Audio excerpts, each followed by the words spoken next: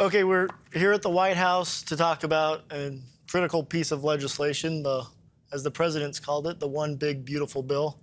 Stephen, you were with the president and us on the campaign trail as the president traveled the country talking to voters and making commitments and promises on what he would deliver.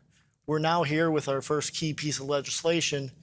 How did we get here? How has he turned those campaign promises into actual text?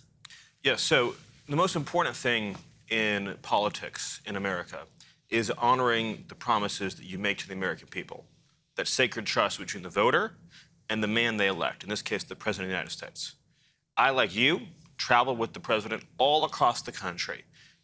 Packed arenas, packed airport fields, packed stadiums. And in every one of those campaign rallies, he made a series of very specific promises that helped propel him to a landslide victory. No tax on tips, no tax on Social Security, no tax on overtime, no tax you can deduct if you get an American-made car, the interest from your taxes. Building the Golden Dome to provide a missile defense shield for the United States of America. Passing comprehensive border security and immigration enforcement legislation to both seal up the southern border on a permanent basis and get the people here who don't belong back home. Also, fighting radical transgender insanity. Also, unleashing American energy, deregulating our economy so we can have job growth, making the Trump tax cuts permanent. I could go on and on and on. Each and every one of those promises is codified in this legislation. It is literally as though you took a campaign rally speech and turned it into a bill. The reason it is the big, beautiful bill is because it is a campaign speech turned into a piece of legislation, which is why I'm so proud of the House Republicans for passing this bill and honoring our shared promise to the American people. So now it's headed over to the Senate, and you tick through. We have 3 pages here. Eliminates Medicaid for illegal aliens. Trump saving accounts for kids. Slashes IRS funding. Green New Deal defunded. Energy production unleashed. Tariffs on Chinese-built ships. You go on and on. Who benefits from this? Well, first and foremost, the working and middle-class people of this country benefit. For one, according to our estimates, you're going to see a $13,000 average increase in take-home pay for the typical family.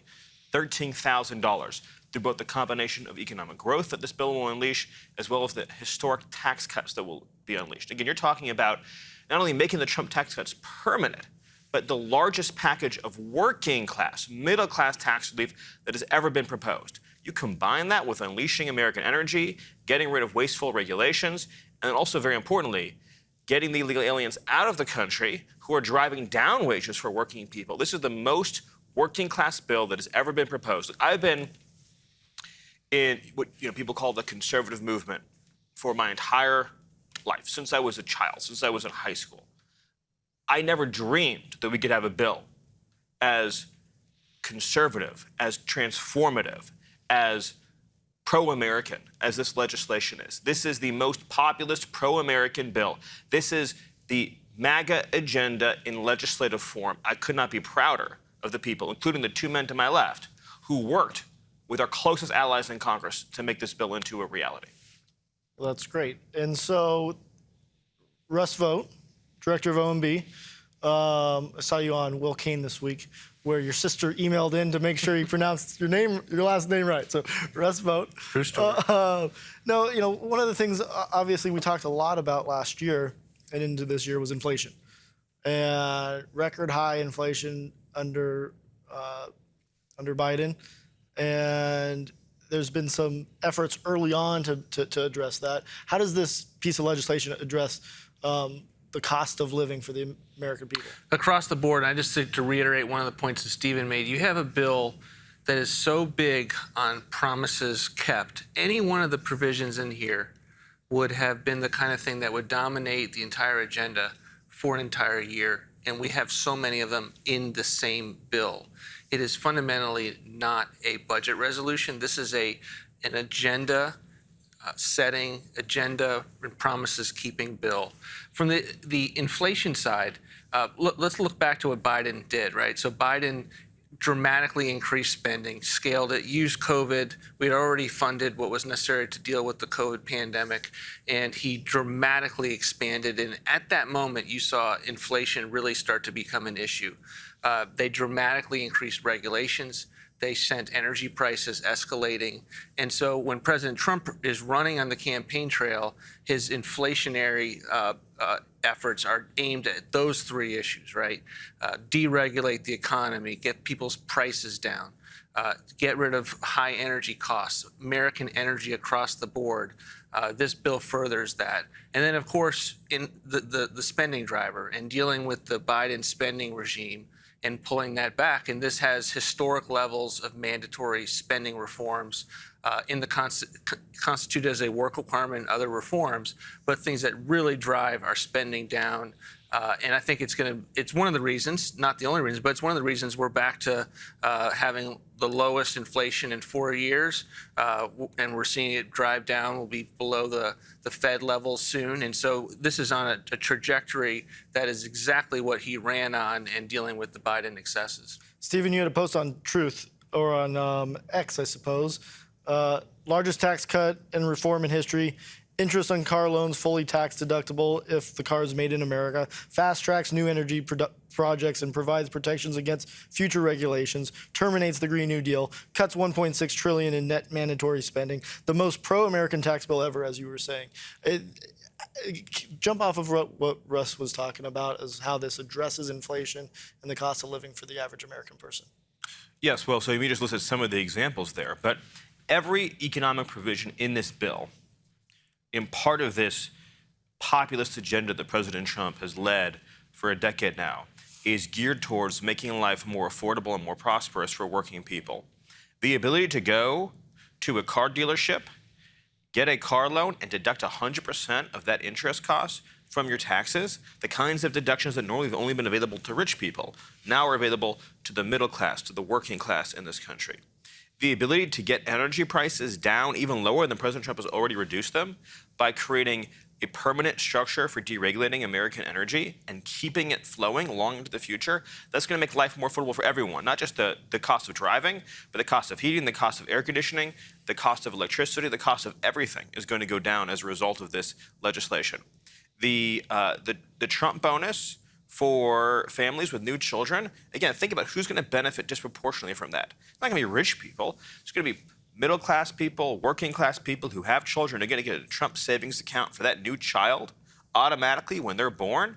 And, of course, extending and making permanent the Trump tax cuts from the first administration that also disproportionately benefited the middle and working class. Not to mention, of course, as we've already discussed, no tax on tips, no tax on overtime, no tax on Social Security. All geared towards the people who came out in droves to elect President Trump. There's so much to celebrate in this bill. And again, I don't think it's even possible to convey sort of the point that Russ made. If any of these things was done on its own, this would be considered a historic victory for the movement, for the presidency, for the country. In other words, if we had just did a bill that, say, just did no tax on tips, that would be, people would talk about that in 50 years, right? If Ronald Reagan had passed a bill in 1981 saying no tax on tips, there'd be 15 museums out there talking about the time that Ronald Reagan did no tax on tips. There'd be a constant reel on the History Channel about when Ronald Reagan did no tax on tips. That's just one part of this bill. You know, take, of course, something that I've talked a lot about with you and with many others on immigration and border security.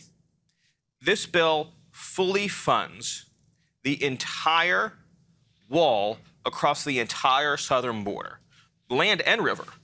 So again, you think about promises made, promises kept. Is there a bigger promise than having full, complete, upfront funding that Democrats can never take away? So in other words, it's there, it's upfront, and by the way, it's paid for. Here's another point that isn't discussed very much at all. The immigration provisions in this bill are paid for by charging foreign nationals more money when they want to come to America. So by raising the fees on foreign nationals who are seeking visas and other immigration benefits, we are paying for the wall, for the ICE officers, for the border agents, for the pay raise that President Trump promised the ICE officers and the border agents. So we are literally paying for the defense of the homeland by increasing fees on those in other countries who want to come here. So it's a win-win. So when you hear Stephen talk about it, obviously, Easy sell. So how could anyone vote no? Let's get into the weeds a little bit. CBO. What's the CBO? How does it work? What is the scoring mechanism? And why are people using it as a way to attack the bill? The Congressional Budget Office scores bills. They have what we believe is an artificial, unrealistic Real quick, baseline. what does it mean to score a bill? You take a look at what the bill's provisions do, and you take it and you apply it and compare it to current law and current policy, and you say, will this cost more? Will this save more? What should the impact be of the various provisions? Generally with CBO, we have two main issues. We have the first issue is that when they compare it to what is, it is skewed and is artificial. So they make an assumption. They say all current spending, which we're on unaffordable glide paths, right? They say that is extended into eternity. It's called a baseline. When they look at tax law, they don't do that. They assume that if certain things have sunsets, even though those sunsets exist in spending, that those sunsets exist in taxes or revenue rates, that those are going to actually occur. And so when we just merely extend, and we're doing a lot more than just extend, but if at the general level, if we extend tax relief from 2017, they give us a $3.7 trillion cost, of which that's not new policy. That cost is already a part of the baseline. And so it's important when you're scoring something, when you're deciding how much something should cost, it should be as accurate as possible. When you adjust that, this bill actually reduces at least by $1.4 trillion deficits and debt over 10 years. Including all of the things that we do in this bill, it reduces. And that is before the economic growth that we believe in this administration we will produce, because that's the second big issue we have historically with CBO, is that they do not believe that your policies will have more than a static approach to anything. We call this dynamic, and it's typically in the tax side. So not only do they not account for the fact if you allow for a 60% tax increase on people because you haven't extended their tax rates, that might actually have a poor negative economic impact, right? They don't assume that. They don't assume the recessions, the economic woes that would come from that. But they also, so that's horrifying, but they also don't then assume that if you have policies like no tax on tips and no tax on overtimes that are encouraging people to stay and work more and have more productivity, that's going to lead to higher levels of economic growth than you would ordinarily assume. And so that really is the big argument right now that we're having with CBO. And unfortunately, it's not just CBO. It is all of the watchdog groups in this town who, by the way, are policy agnostic. So unlike this president and his administration that are trying to do a lot of different things because we have made promises to the American people, the president has made promises to the American people, they are looking at this through one small prism, and they are saying, by our artificial baseline, this impacts the deficit. Not only are they wrong, but they are being irresponsible because we are not policy agnostic. The president ran and won a landslide, making certain promises to the American people that need to be kept. And this is a bill, not a budget resolution, mind you. This is not a bill that's, hey, what is our full budget picture? This is a procedural bill that is allowed to get through the Senate and avoid the Senate filibuster, in which you want to get as much of your agenda into it as possible. And as a result, certainly needs to be scored, but it's important that it be accurate. I want to break down some of this deficit stuff, some of the CBO issues, because I think it's really important. Believe it or not, I actually was on I was a staff on the Budget Committee for 2 years. So for 2 years, I had to learn everything there was to know about the Congressional Budget Office and scoring rules and budget rules. So it's going to get a little bit wonky, but these are really important points. So I want to pick up a little bit on what Russ said. So every year, at the end of the fiscal year, September 30th, all government funding expires. It goes down to zero, right? It goes down to zero. So so if you were to do a score over spending over the next 10 years, based on what is known as current law, right? There'd be 1 year left of spending and then 9 years of nothing. So you would have a year of spending out of 10. So if you were scoring based on current law, you would show basically almost no spending over the next decade, because spending all goes to zero at the end of the fiscal year.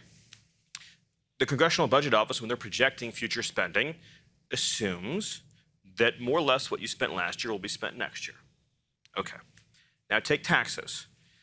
Tax cuts, most of the time, because of reconciliation rules, throughout most of the last number of decades, have been on 5 or 10-year time horizons where they have to be extended and renewed.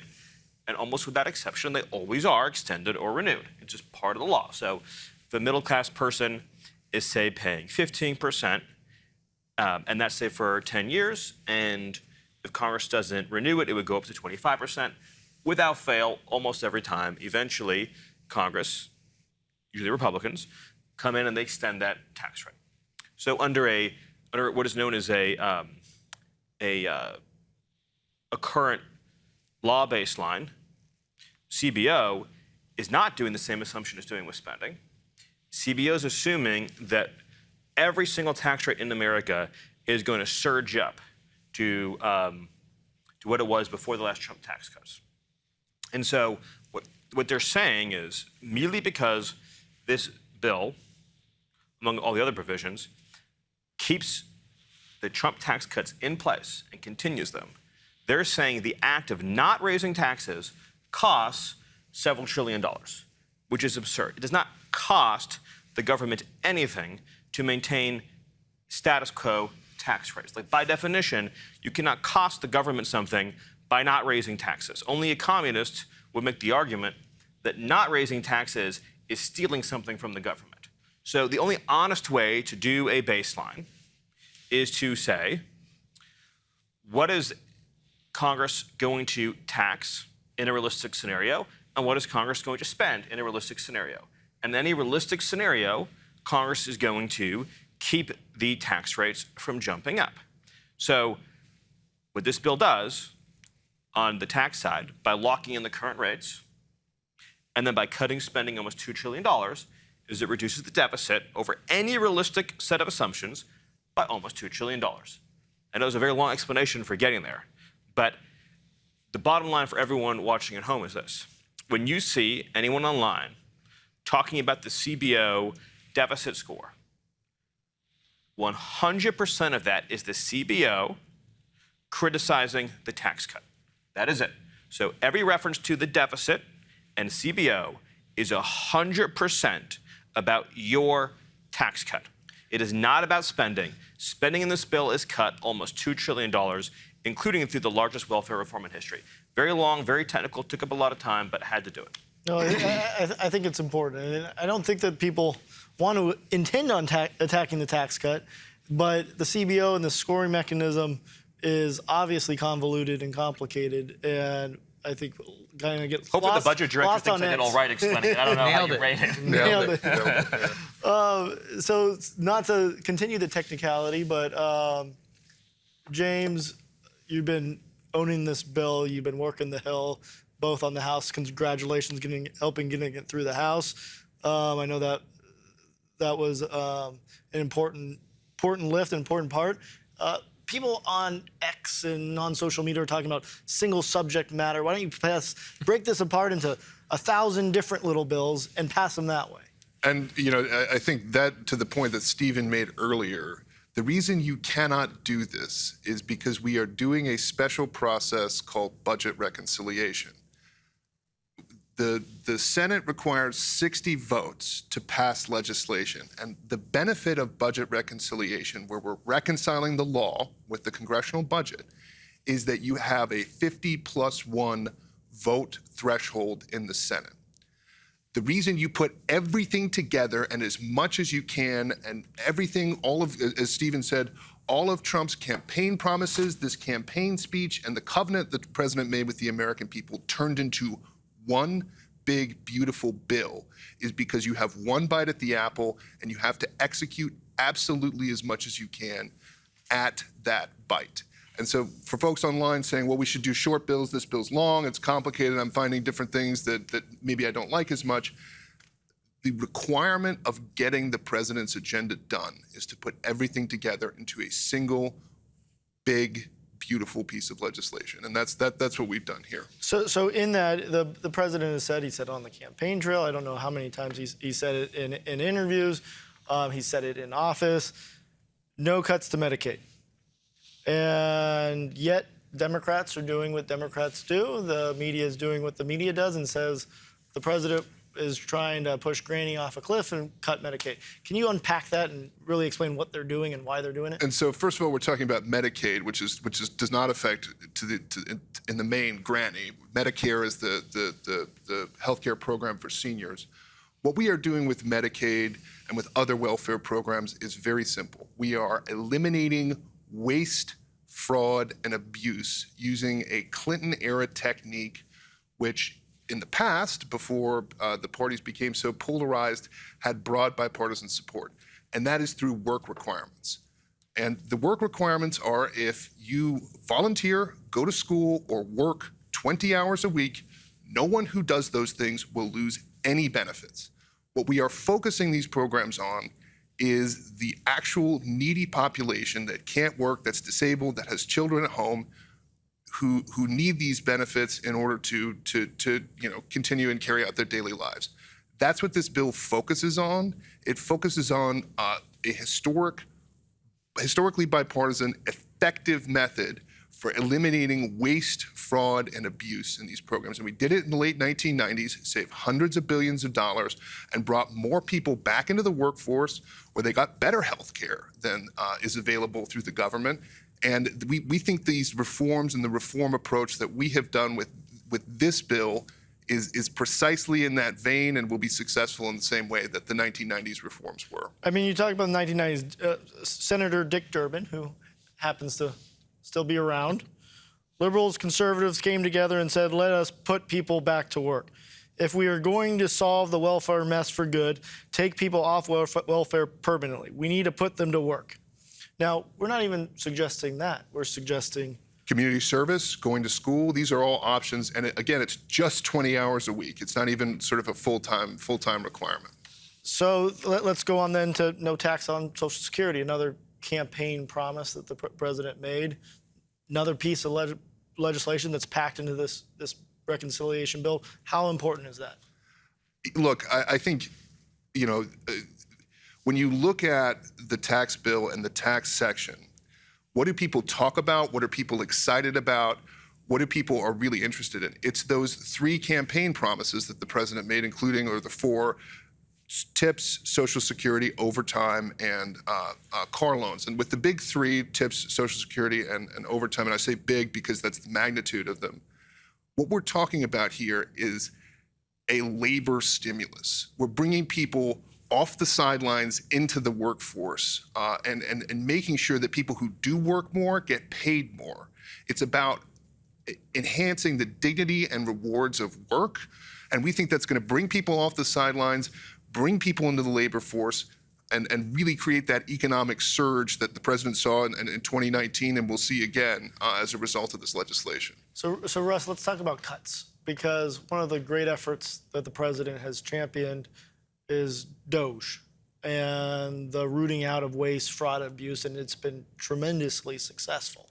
Now, there's critics out there that say there's not enough cuts, and the DOGE cuts aren't in this reconciliation package. Why aren't they? To James's point, this is a procedural reconciliation device to get through the United States Senate's filibuster. And so there are rules that are part of that. And that one of those rules is that discretionary spending, most people would think about as what funds the bureaucracy. When you talk about the annual process about does the government get funded or not, that is all about discretionary appropriations, to Stephen's point yesterday. Why? Because if it doesn't pass, it sunsets to zero. That is something that that can't be carried on a reconciliation bill, period, by law.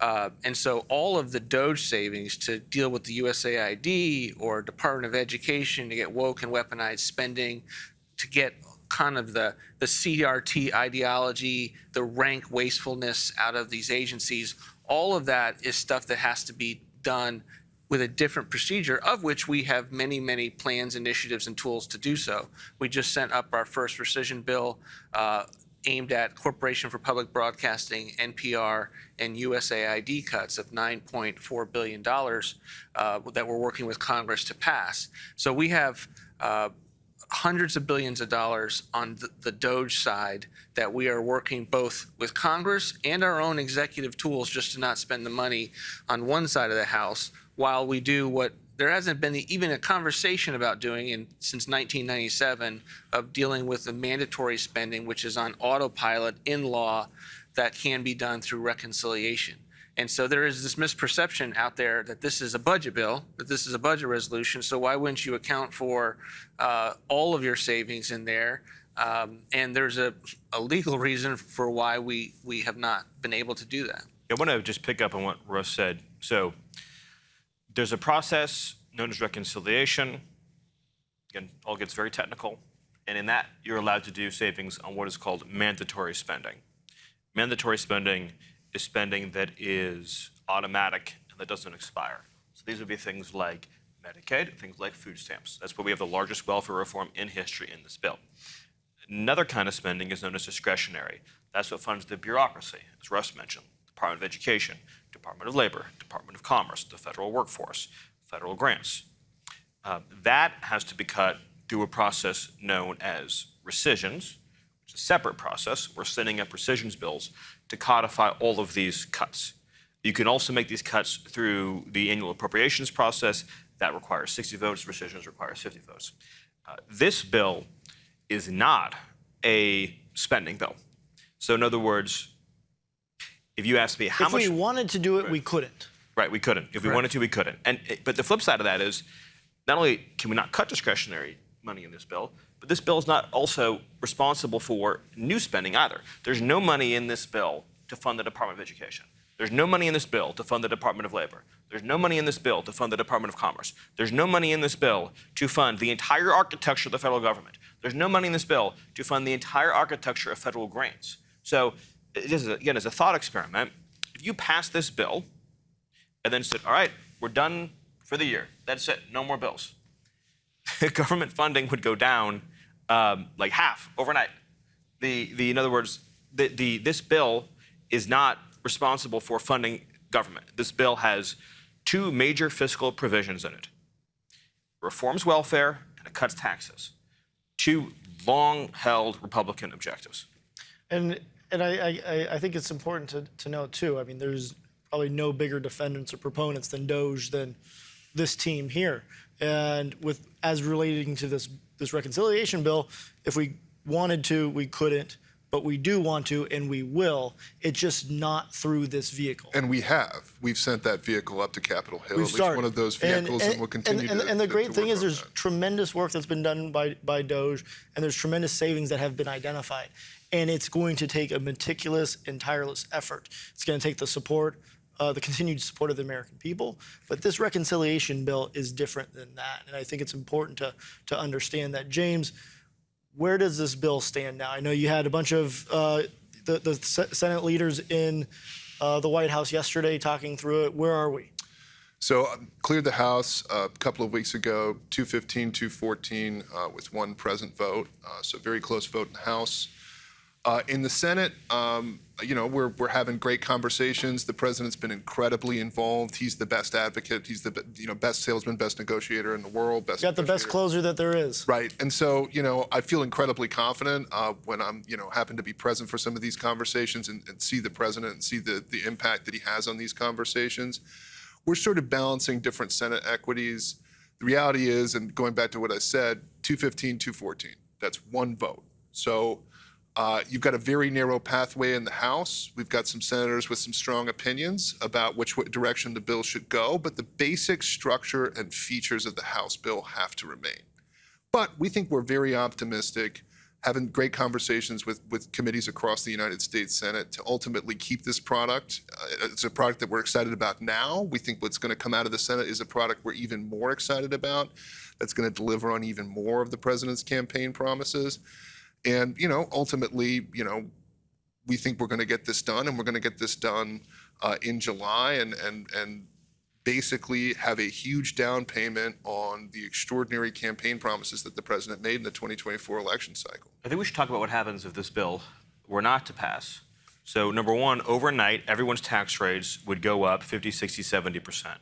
Number two is the funding for border and immigration security would never happen because you would have to then get it through a 60-vote process, and Democrats are never going to give it to you. In fact, worse than that, Democrats will use the appropriations to starve ICE and starve Border Patrol out of funds to try to shut down the border and immigration enforcement. You would also have a breach of what's known as the debt ceiling, which would lead to a radical spiral up in interest rates, which would then cause an explosion in the deficit and debt. In other words, the rise in interest rates payments would go up exponentially, which would cause deficits to go up exponentially, which would cause interest rates to keep going higher, and you would end up with a debt bomb like we've never seen before. So everything in this bill is a massive win for the conservative movement, for the president, for the MAGA movement, for the country. The absence of passing this bill would be all those things that I just said and many more. So to sum this up, I think, to the Republicans in the House and obviously the Senate who campaigned on making America great again, this is your vote to do it. To the Democrats that are from districts and states that helped elect Donald Trump, I'm thinking Pennsylvania, Michigan, Wisconsin, this is a bill to honor the promise or the demand from the voters that helped elect Donald Trump. This is your opportunity to deliver on something that truly is and can be uniting and beneficial to every American. So with that, I'd like to conclude. Thank you, everyone, for being here to try to work through the technical nature of a reconciliation bill, but more importantly of how it really delivers on behalf of the American people. Thank you. Thank you.